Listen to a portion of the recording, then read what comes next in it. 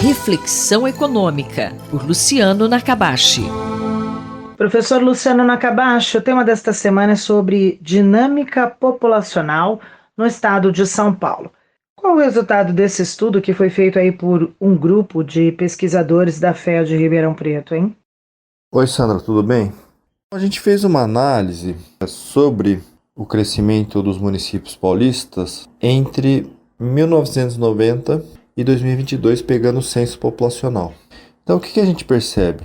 Que os municípios, na média, eles vêm crescendo menos, de uma forma geral, no estado de São Paulo.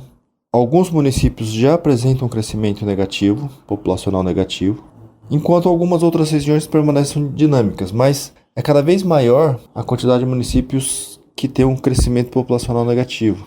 Essa dinâmica ela veio mudando um pouco ao longo dessas décadas que a gente estudou, mas é cada vez mais claro que algumas regiões elas são mais dinâmicas e que outros municípios vêm perdendo população, o que acaba sendo muito ruim para esses municípios. Professor, o que explica essa dinâmica, hein? Essa dinâmica ela é decorrente principalmente de dois fatores.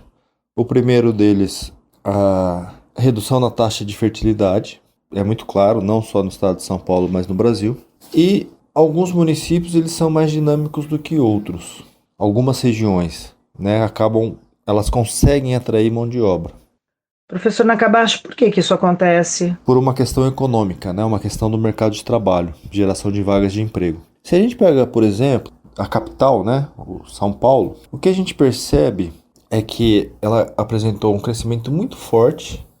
Se a gente pega em 1900, o município tinha mais ou menos 240 mil habitantes e hoje tem aproximadamente 12 milhões. Então é um crescimento muito alto. Que tipo de pessoas vieram para São Paulo? De outras cidades do estado, é isso? O município ele atraiu pessoas não só do estado de São Paulo, mas de outras regiões do país.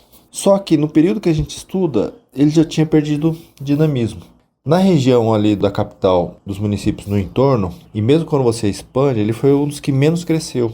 Então é um município que atraiu muita gente, foi muito dinâmico, mas nesse período, esse dinamismo ele passou para os municípios no entorno, como as regiões de Campinas, Sorocaba, São José dos Campos, Baixada Santista.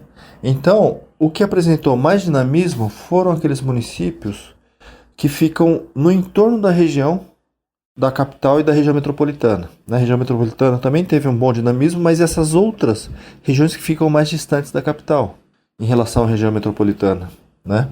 Então, as empresas, por uma série de motivos, São Paulo acabou apresentando maiores custos, por exemplo, um certo congestionamento, muita gente, muitas empresas que começam a ter efeitos negativos sobre a produção na capital. Então começou a passar para a região metropolitana e nos municípios no entorno da região metropolitana, Campinas, Sorocaba, São José dos Campos e a Baixada Santista. Então são regiões no entorno que apresentaram bastante dinamismo econômico e conseguiram atrair população. Professor, e saindo da região metropolitana da capital, que outras regiões tiveram bons resultados também? A gente percebe fora dessas regiões mais próximas da capital, a gente tem a região de São José do Rio Preto e de Ribeirão Preto. Nesse período também apresentou bastante dinamismo, e o litoral do estado de São Paulo.